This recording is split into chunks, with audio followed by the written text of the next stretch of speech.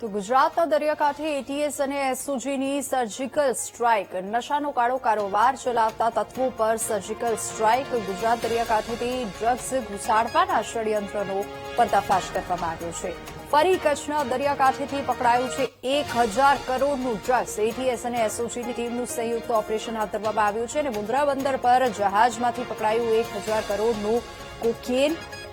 118 kilo કોકેનનો પોલીસે જથ્થો જપ્ત કર્યો છે અને ડ્રગ્સના જથ્થા સાથે 2 નાઇજીરિયન સહિત 3ની અટકાયત થઈ છે બાતમીના આધારે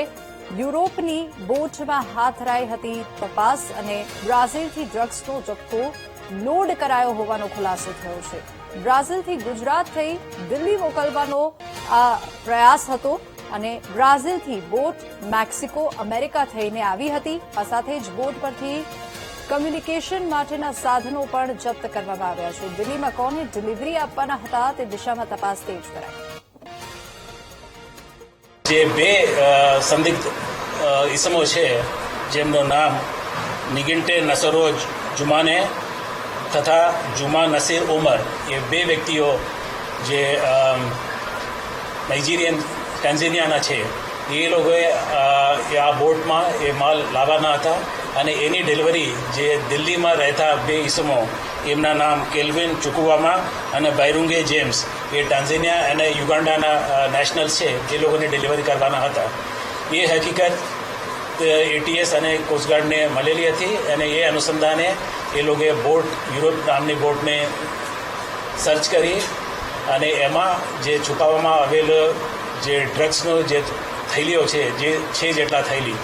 એમને શોધખોળ કરવામાં આવેલું છે એમાં સફળતાપૂર્વક એ લોકોએ 5 થેલીઓને પકડવામાં આવેલું છે એ પાણીમાં નાખેલા હતા એને ત્યાં સર્ચ કરી એ લોકોએ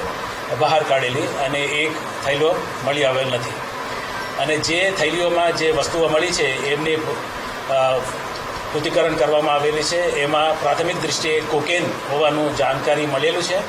અને એ અનુસંધાને લગભગ 115 કેટલા પેકેટો રિકવર કરવામાં આવેલી છે એની કુલ વજન 118 કિલો જેટલા છે અને એની કિંમત દરેક સ્ટ્રીટ વેલ્યુ જે કોકેનનું છે 1 કિલોનો 10 કરોડ રૂપિયા જેટલું છે મુન્દ્રા પોર્ટ પરથી પકડાયેલા 1000 કરોડની કિંમતના ડ્રગ્સ અંગે નાયબ મુખ્યમંત્રી હર્ષ સંઘવીની પોસ્ટ સામે આવી છે એટીએસ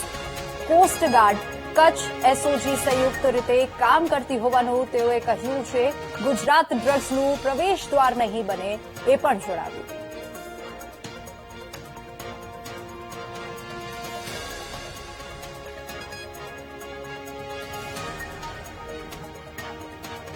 તો ગુજરાત ડ્રગ્સનું પ્રવેશ દ્વાર નહીં બને આ સાથે જ પોસ્ટમાં લખ્યું છે કે કરોડોની કિંમતનું ડ્રગ્સ પકડનાર અધિકારીઓની સરાહના કરવામાં આવી છે તેઓએ સરાહના કરી છે તો મુન્દ્રા પોર્ટ પરથી પકડાયેલા 1000 કરોડની કિંમતના ડ્રગ્સ અંગે નાયબ મુખ્યમંત્રી હર્ષ સંઘવીની પોસ્ટ